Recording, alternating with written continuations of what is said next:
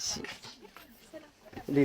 ደህና ዘጋርጋ እሺ ፍቅር ልሽሽልኝ ሁሉ ሰላም ወይ አንተ ቅድም ያረከብኝ ስማ ኧረ ተይው እናት አሁን ሞልሽ እኮ ታውቂያለሽ አይደል ተደምጣው ምን ያህል እንደምልሽ እኮ ስሚ እስኪ አንተ እስኪ አይኔ አልናፈቅሽም እንዴ ይደረዛ ይደጂ ምን ትላፋላችሁ? ይሄ እኮ የህዝብ ትራንስፖርት እኮ ብዙ ሰው ገብቶ የሚቀመጥበት እኮ እንዴ ምን ሆናችሁ ነው ሳልነድረው እንዴ?